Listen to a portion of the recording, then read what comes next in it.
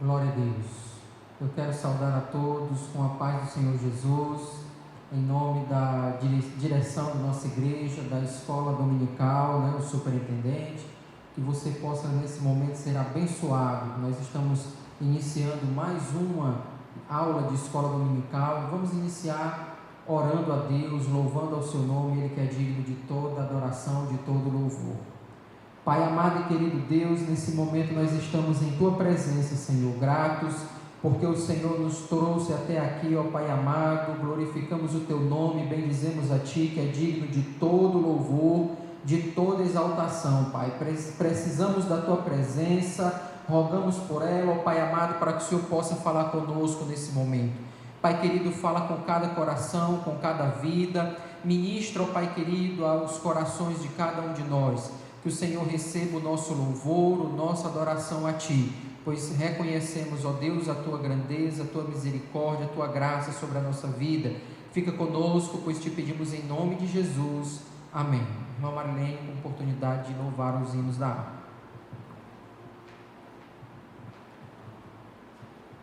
Paz do Senhor, mais uma aula, Possamos aprender mais e mais ainda da palavra do Senhor. Vamos louvar o Senhor com o hino 77. Queres neste mundo ser um vencedor, queres tu cantar nas lutas e na dor, queres ser alegre, qual bom lutador, guarda um contato com teu Salvador. Guarda um contato com teu Salvador, e a nuvem do mal não te cobrirá. Pela senda alegre tu caminharás, indo em contato com teu Salvador. Neste mundo vivem muitos a penar, cujos corações transbordam de pesar. Dá-lhes a mensagem de amor sem par. Com Deus o contato deves tu guardar. Guarda o contato com teu Salvador, e a nuvem do mal não te cobrirá. Pela senda alegre tu caminharás, indo em contato com teu Salvador. Queres tu com Deus a comunhão obter, sua glória em ti sempre permanecer. Que o mundo possa Cristo em ti ver. Guarda o contato com o supremo ser. Guarda o contato com teu Salvador, e a nuvem do mal não te cobrirá. Pela senda alegre tu caminharás, indo em contato com teu Salvador. Deixa que o Espírito implante em teu ser o amor de Cristo, divinal prazer. Queres neste mundo todo mal vencer, guarda o contato e terás poder.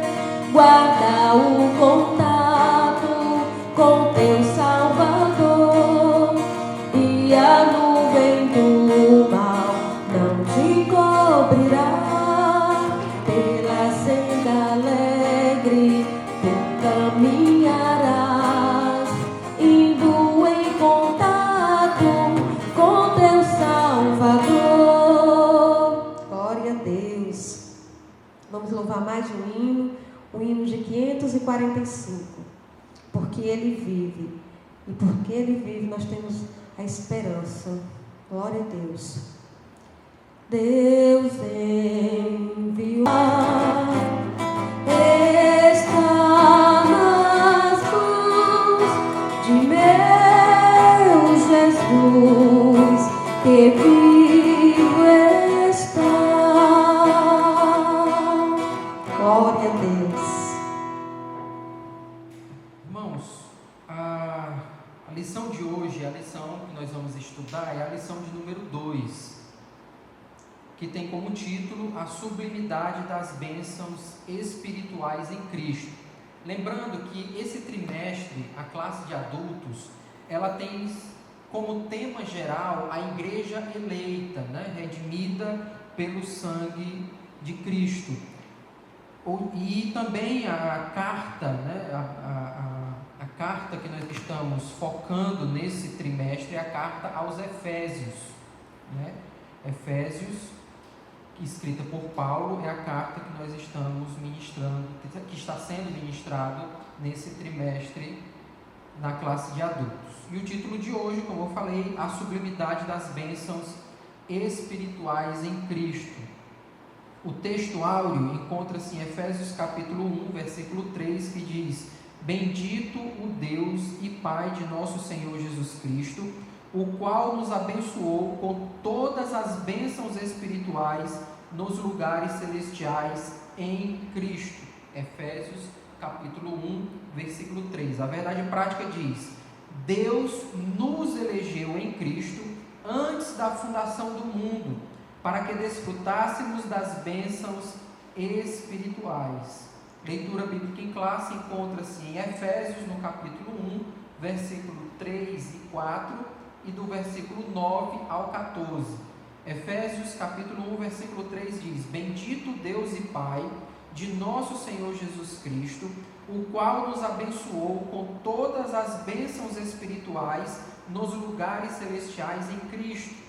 Verso 4: Como também nos elegeu nele antes da fundação do mundo, para que fôssemos santos e irrepreensíveis diante dele em amor. Verso 9: Descobrindo-nos o mistério da sua vontade, segundo o beneplácito que propusera em si mesmo. Verso 10: De tornar a congregar em Cristo todas as coisas, na dispensação da plenitude dos tempos, tanto as que estão nos céus como as que estão na terra. Verso 11: Nele digo, em quem também fomos feitos herança, havendo sido predestinados conforme o propósito daquele que faz todas as coisas, segundo o conselho da sua vontade. Verso 12: Com o fim de sermos para louvor da sua glória, nós os que primeiro esperamos em Cristo.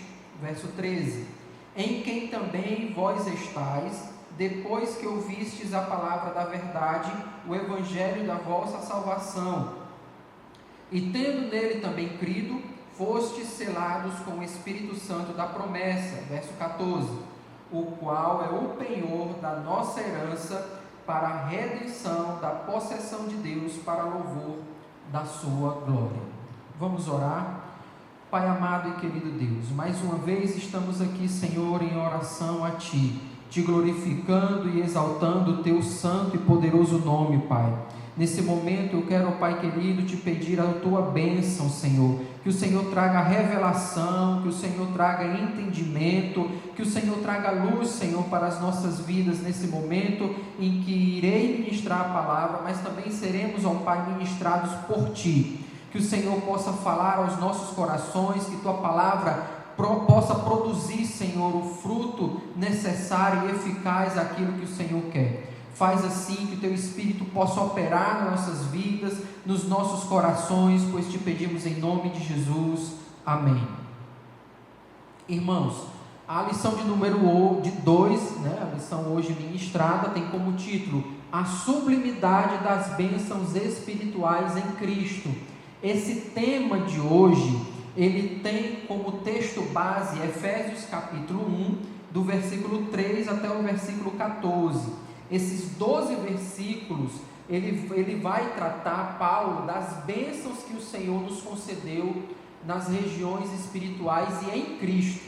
O objetivo geral dessa lição de hoje é esclarecer as bênçãos espirituais concedidas por Cristo Jesus. Que bênçãos são essas, né? É isso que nós vamos ver na lição de hoje. Os objetivos específicos são 3. O primeiro é refletir a respeito da nossa nova posição em Cristo. Qual é a nossa posição antes e qual é a nossa nova posição? Essa é a proposta do objetivo do objetivo 1. O objetivo 2 é evidenciar a realidade de uma vida cristocêntrica nesse mundo, ou seja, tudo o que nós fazemos e tudo o que somos tem como centro Jesus, Cristo. Então, o objetivo 2 é esse, evidenciar essa realidade. O objetivo 3 é explicitar que o Espírito Santo desempenha importante papel no plano da salvação. E aí a gente vai concluir esses objetivos na lição de hoje. A introdução diz assim, nesta lição vamos abordar a grandeza, a excelência e a perfeição do projeto divino para conceder bênçãos espirituais aos seus escolhidos. Desde a eternidade, aprove a Deus executar um plano de restauração e reconciliação com a humanidade caída. Por isso que na carta aos Efésios, o apóstolo Paulo se mostra profundamente agradecido pela revelação do mistério que estivera oculto desde todos os tempos. Ele nos convida a louvar e a glorificar a Deus pela sua bondade e misericórdia para com todos os pecadores. Então, a lição de hoje tem como objetivo nos mostrar as bênçãos concedidas por Deus, que isso era um plano de Deus eterno, antes mesmo de Deus criar a humanidade, antes de Deus criar a mim e a você, Deus já tinha planejado nos conceder essas bênçãos espirituais. E antes mesmo do homem ter caído, do homem ter pecado, ter feito qualquer coisa, Deus já tinha pensado na possibilidade de trazer uma reconciliação novamente com a humanidade. Então, Deus não foi pego de surpresa, né? Deus não foi pego de surpresa. Deus, antes de nos criar, Ele já preparou todos os meios para que, se a humanidade, dentro da sua liberdade, se afastasse dele, pudesse ter um meio de retornar a se relacionar com ele. O tópico de número 1 tem como título a nova posição em Cristo. Diz assim: no passado estávamos perdidos e condenados à morte eterna, mas por sua infinita graça, Deus nos outorgou em Cristo o privilégio da salvação. Por causa do pecado de Adão, toda a humanidade estava condenada à morte, né? Porque ele diz que a alma que pecar, essa morrerá. E a Bíblia diz que todos pecamos e destituídos estávamos da glória de Deus. Mas Deus, dentro da sua infinita graça, por nos amar, Ele nos entregou em Cristo a salvação. Ele preparou tudo isso. E aí o item 1, que tem como título a doxologia, vai explicar essas bênçãos que foram concedidas. Essa palavra doxologia, ela é uma palavra grega que significa manifestação de louvor e enaltecimento a Deus através de expressões de exaltamentos. Por exemplo, Deus seja louvado, aleluia, né? E hinos. Isso é doxologia, né?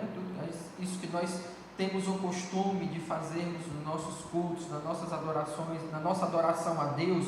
Essa é a nossa doxologia, é a nossa manifestação, as nossas expressões de louvor a Deus. E é interessante que Paulo, antes de falar das bênçãos, ele glorifica e exalta a Deus, né? Ele começa com uma doxologia.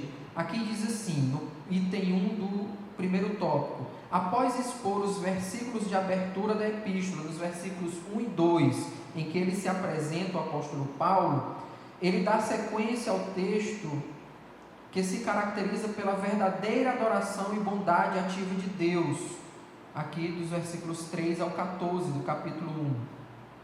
Ele começa pela frase: bendito seja o Deus e Pai de nosso Senhor Jesus Cristo, verso 3, onde bendito significa digno de louvor. Ele está dizendo: digno de louvor é o nosso Deus e Pai do Senhor Jesus Cristo. Isso nos ensina que antes de a gente começar a fazer qualquer coisa para Deus, no momento de oração, no momento que você vai ter a sua leitura devocional, glorifique e adore a Deus. Ele é digno do seu louvor, Ele é digno da sua adoração. Paulo começa, antes de falar das bênçãos, ele começa a glorificar a Deus. Ele diz: digno de louvor, bendito é o nosso Deus e Pai do Senhor Jesus Cristo. O apóstolo aqui dá sequência até o versículo 14 por meio de um maravilhoso tributo ao Eterno e suas muitas bênçãos concedidas aos homens. Nesse trecho bíblico trata-se de um hino teológico de gratidão, caracterizado pela repetição do seguinte refrão. Nós vamos ver 3 vezes nesses 12 versículos essa expressão: para louvor e glória da sua graça, verso 6, ou para louvor da sua glória, versos 12 e verso 14.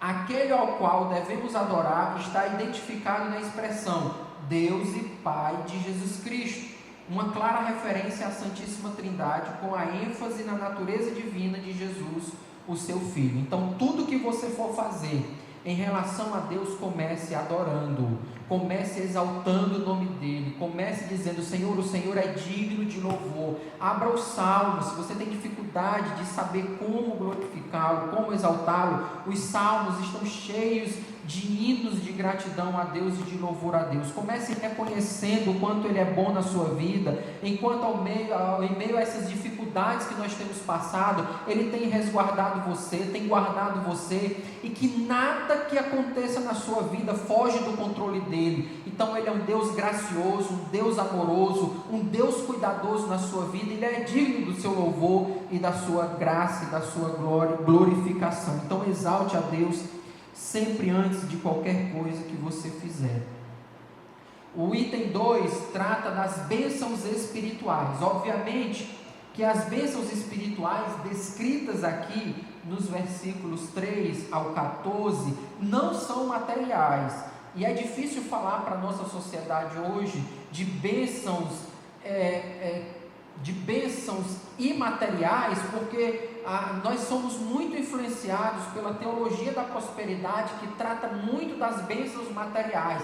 Creia em Deus para que você possua bens, para que você tenha muitos bens na terra, para que você seja rico, para que você tenha casas e mansões, e isso é um reflexo da bênção de Deus sobre a sua vida, do favor de Deus sobre você. Mas Paulo não vai tratar dessas questões aqui. As bênçãos que ele trata aqui são bênçãos espirituais, que o ladrão não mina, o ladrão não rouba, não tem como, a ferrugem não corrói, não tem como tirar de nós essas bênçãos, porque elas foram concedidas por Deus e elas são eternas. Então essas bênçãos que Paulo vai tratar são bênçãos celestiais, não são bênçãos materiais. Isto é, são bênçãos do reino espiritual. Essas bênçãos são alistadas aqui, são no mínimo 8 que ele alista aqui nos versículos 4 até o versículo 14. Vamos ver aqui quais são. Primeiro, ele nos elegeu para sermos santos. A palavra santo aqui não significa impecável, mas significa consagrado, dedicado. Você foi consagrado a Deus, dedicado a Ele, separado para o serviço dEle. Então Deus fez isso porque Ele te escolheu, Ele te elegeu, Ele me escolheu. Nós fomos eleitos por Deus. Isso está no verso 4, quando Ele diz: pois nos elegeu nele antes da fundação do mundo. Segundo, predestinou-nos para sermos filhos. Verso 5, nos predestinou para sermos filhos de adoção por Jesus Cristo. Não é todo mundo que é filho de Deus. mas aqueles que Deus predestinou. Se você entregou sua vida a Jesus, se você se dedica a Ele, Deus te predestinou a ser filho dele, Ele te escolheu, Ele te elegeu para isso, e isso são bênçãos que Ele nos concede. Terceiro, nos fez agradáveis para si, verso 6, para louvor e glória da sua graça, a qual nos deu gratuitamente no amado. Quarto, remiu-nos por meio do sangue de Cristo, verso 7, ele diz, nele temos a redenção pelo seu sangue, a remissão dos pecados. Você foi comprado, você tem um dono, você não é alguém que qualquer pessoa pode mexer, só mexem com você quando Deus permite. Alguém só toca na sua vida quando há uma permissão de Deus. Por quê? Porque você foi comprado por preço alto, e o sangue de Jesus foi esse preço.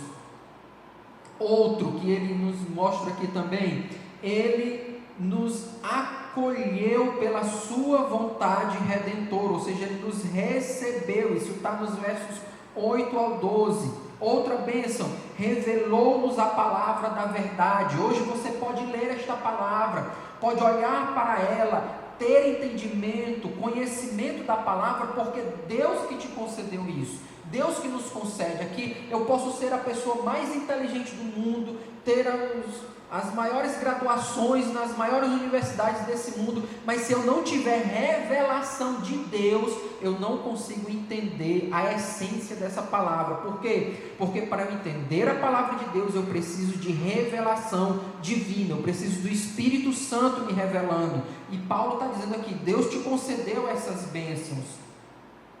Outra bênção, selou-nos com o Espírito da promessa, verso 13, nós temos um selo, uma marca, e essa marca é o Espírito Santo que nos foi concedido quando cremos.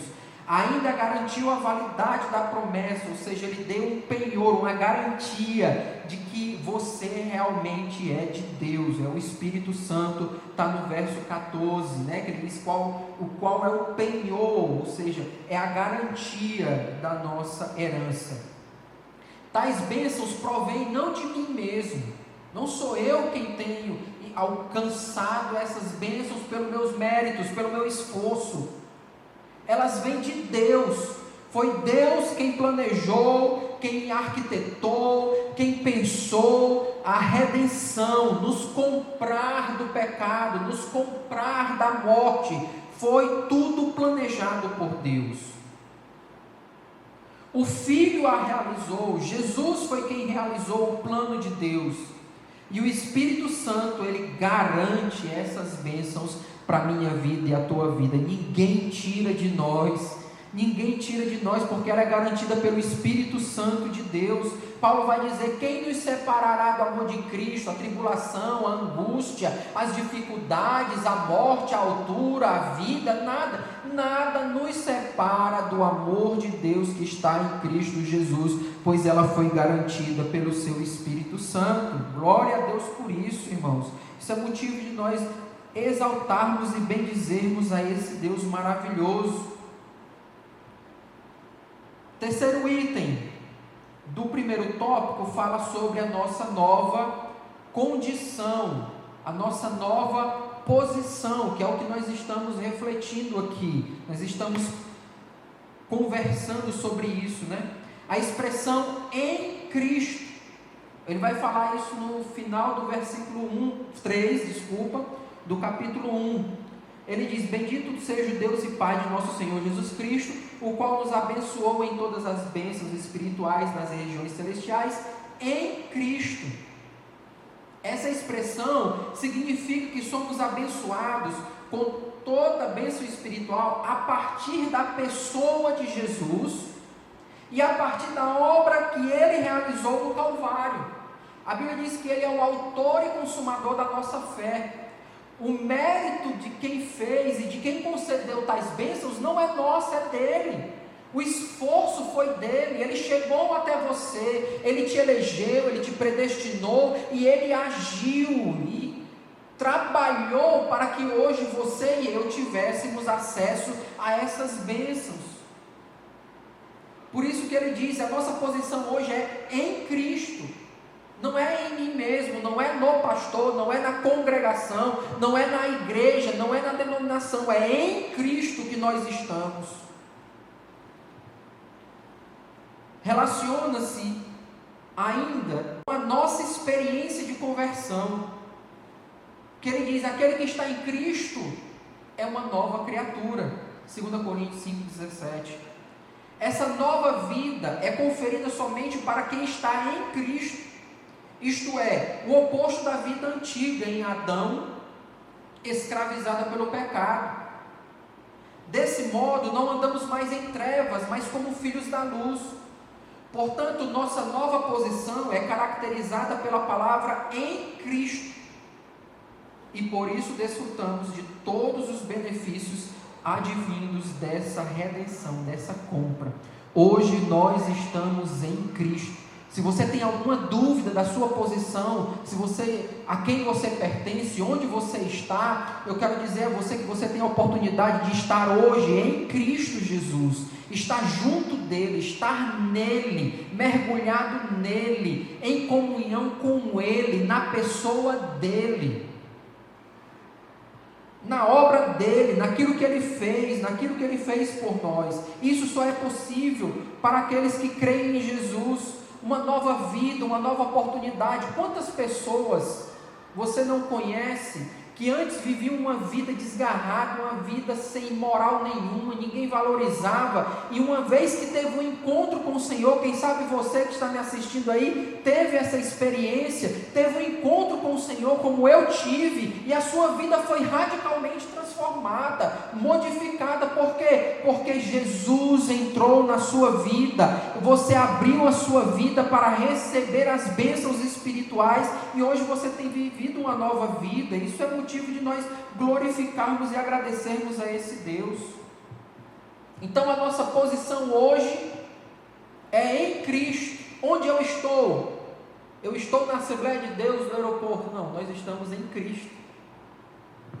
Apesar de nos congregarmos na Assembleia de Deus do aeroporto ou em outra denominação, se você é de alguma outra congregação ou denominação, mas a nossa posição principal, e que Paulo vai exaltar a Deus aqui, é a nossa posição em Cristo.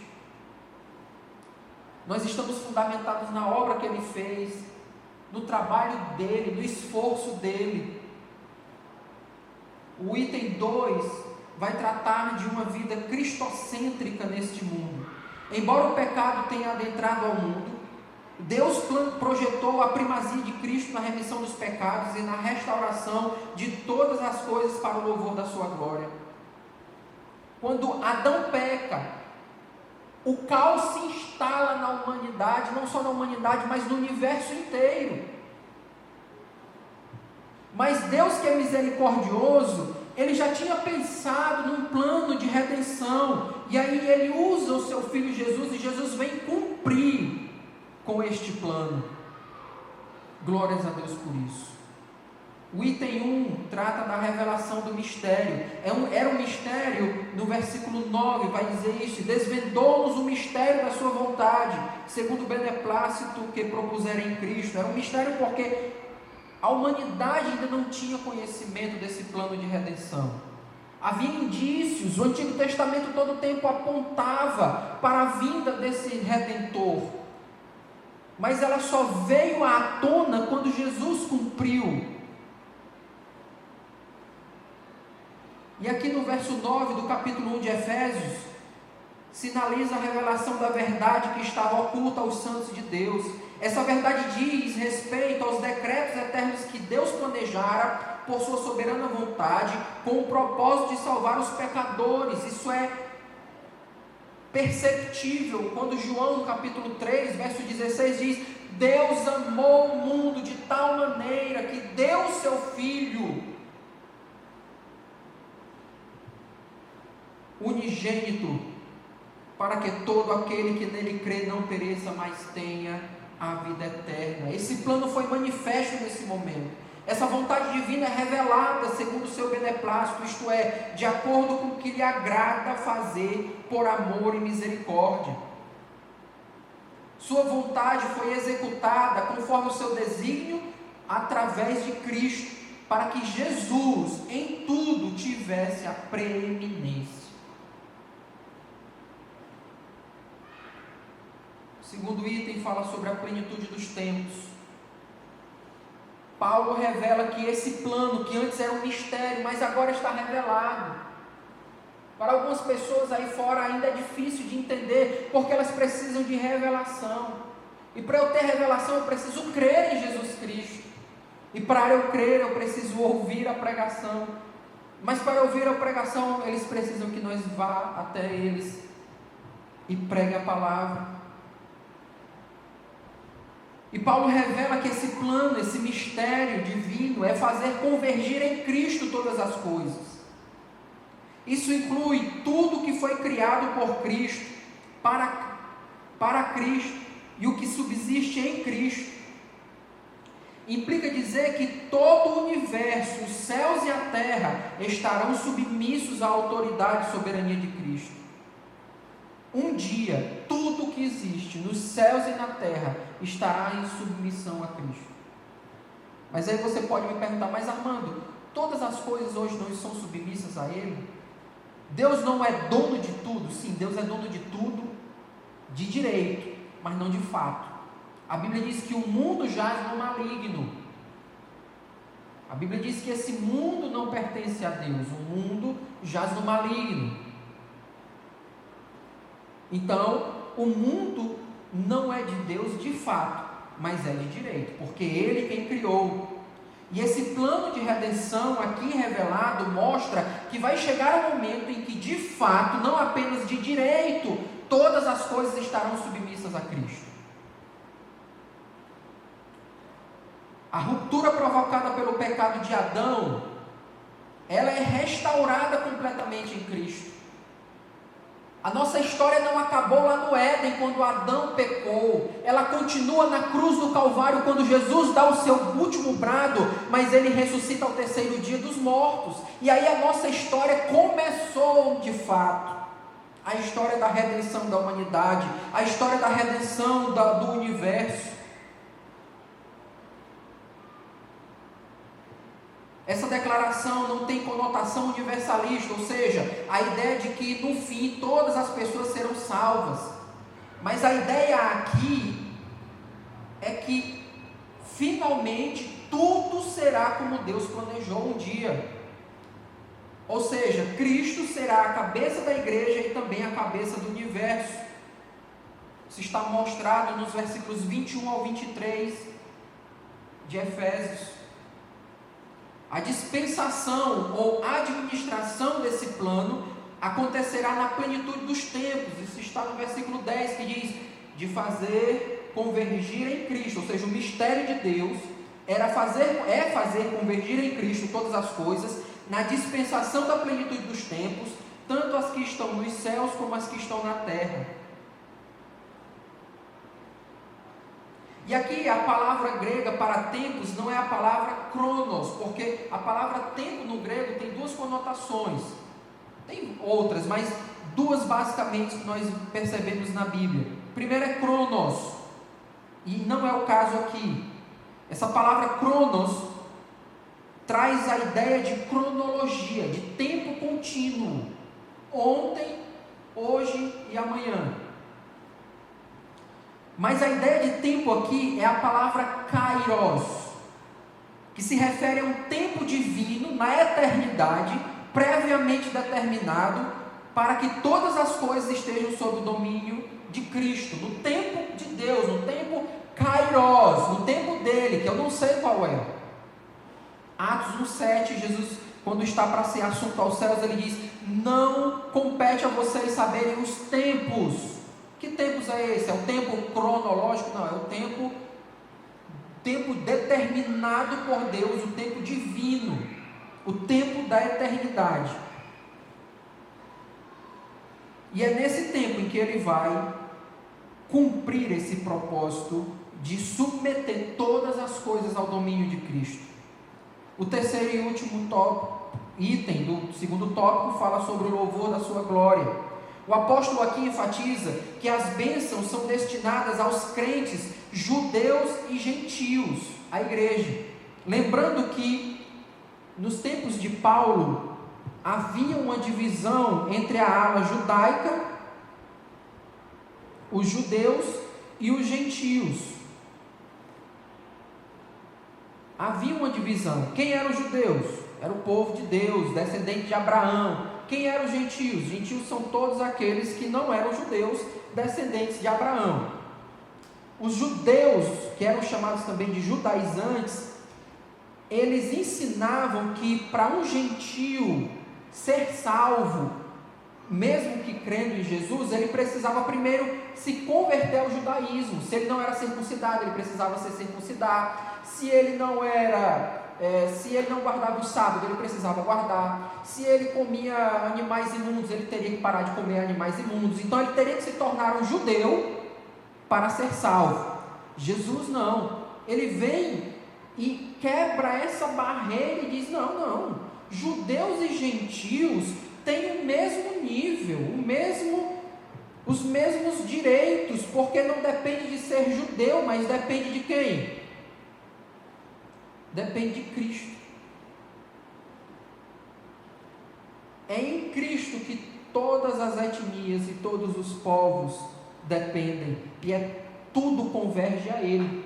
É em Cristo que judeus e gentios se tornam um só. Paulo muda do pronome nós, ele diz isso no versículo 11.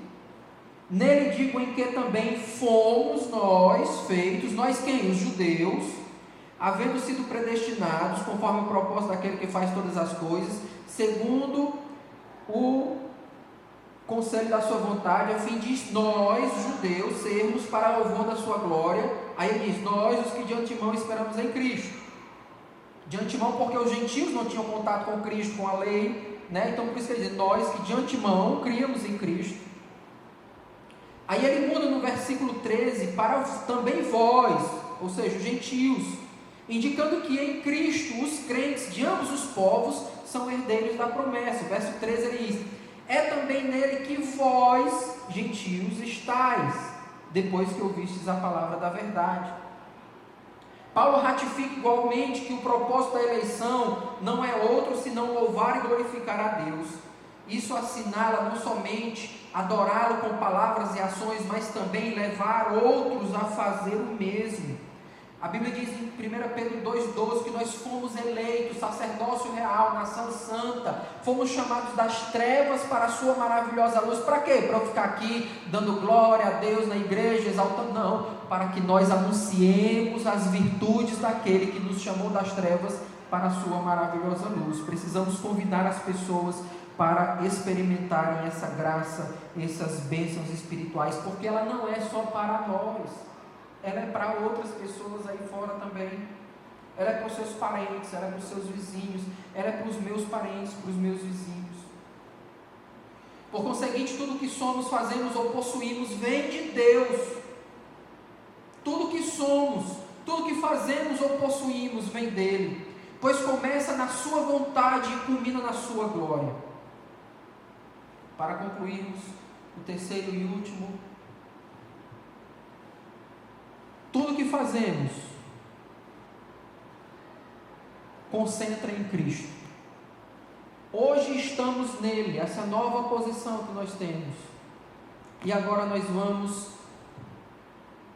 ver o papel do Espírito Santo como penhor dessa herança e dessas bênçãos, como garantia que você tem, ninguém pode tirar facilmente.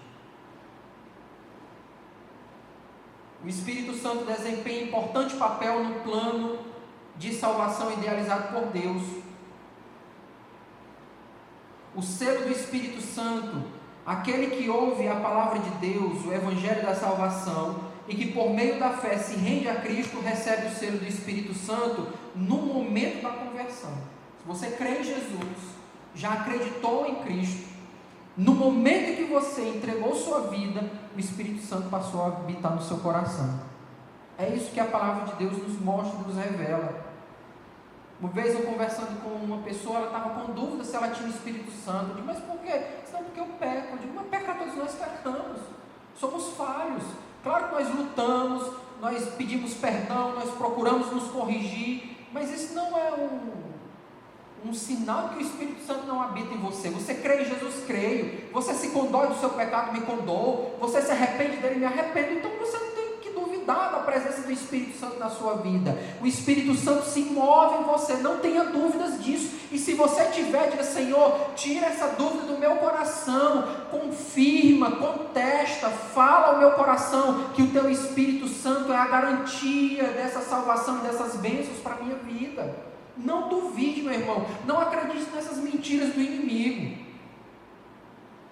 Nos tempos bíblicos, o selo era usado como sinal de propriedade e posse pessoal. Ao conceder o Espírito Santo ao crente, Deus identifica os que pertencem a Cristo, pois o Espírito testifica daqueles que são filhos de Deus. Romanos capítulo 8, versículos 9, 15 e 16. E o maligno não lhes toca. 1 João 5, 18.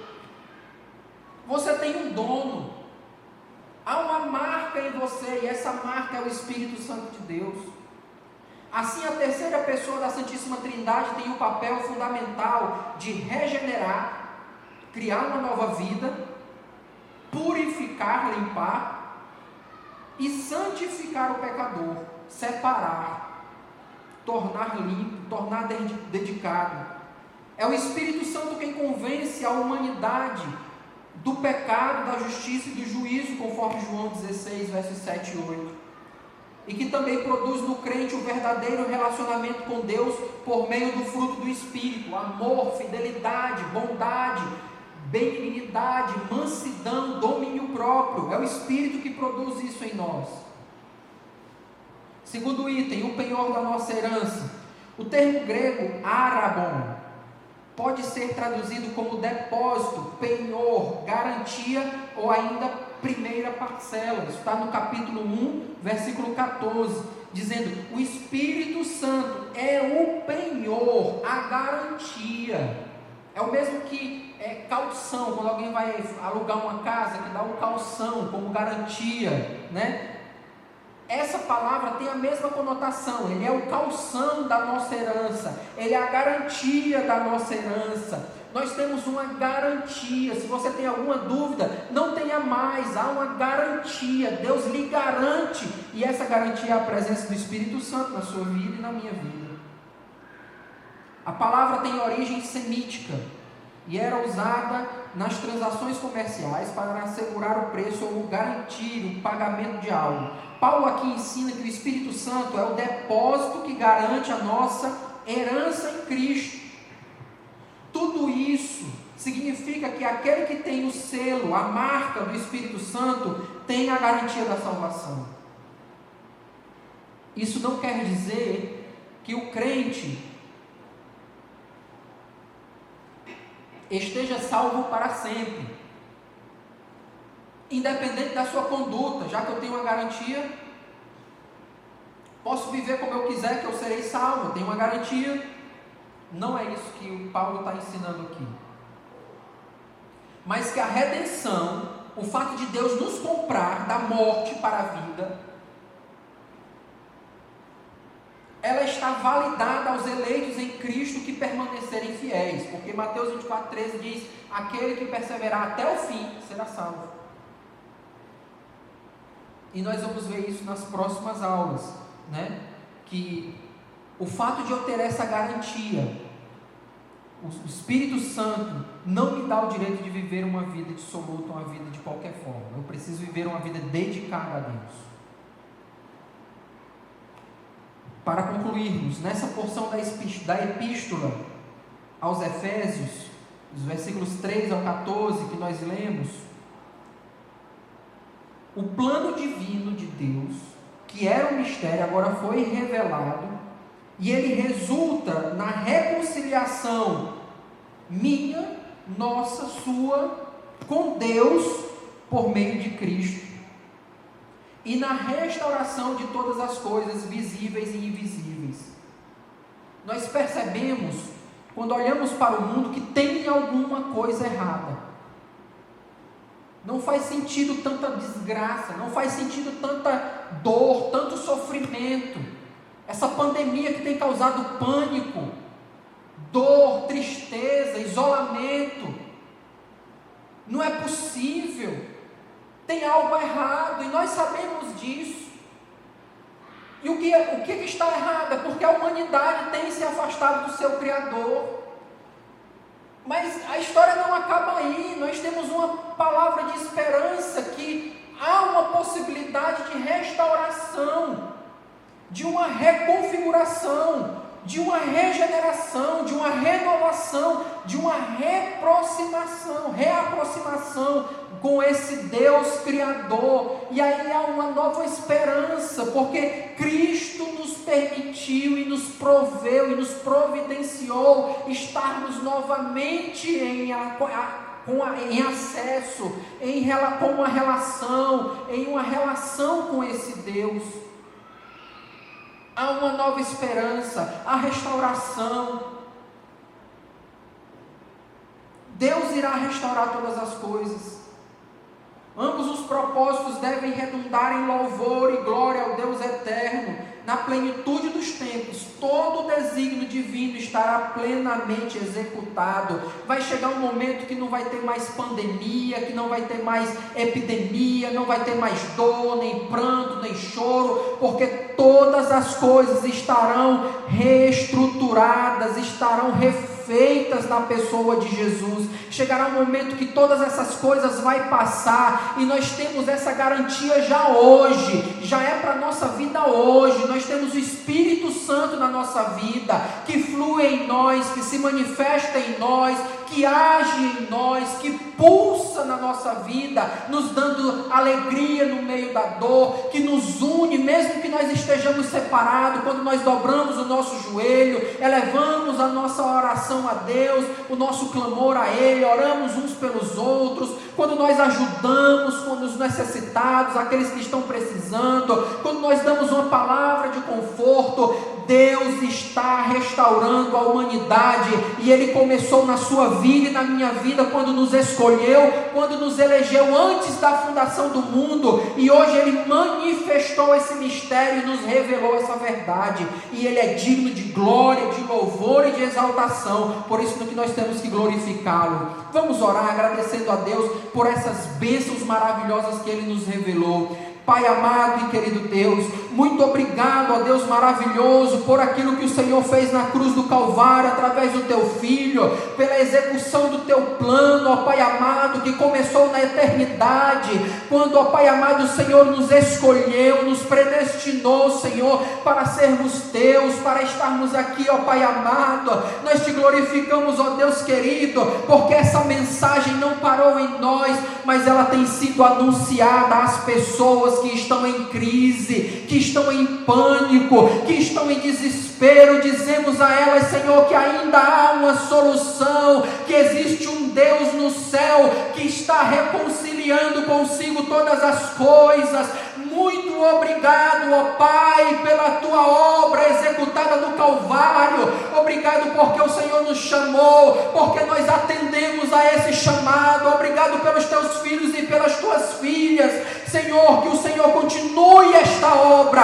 que esse Espírito continue se manifestando, continue operando e continue dando a garantia dessas bênçãos nas regiões celestiais. Assim eu Te oro e Te agradeço em nome de Jesus. Amém. Que Deus abençoe você, que essa escola dominical possa ter sido abençoadora. Mais uma vez eu digo para vocês, se tiver alguma dúvida, algum questionamento, pode deixar lá nos comentários, que a gente vai tentar trazer aqui uma resposta na medida do possível. Deus abençoe em nome de Jesus.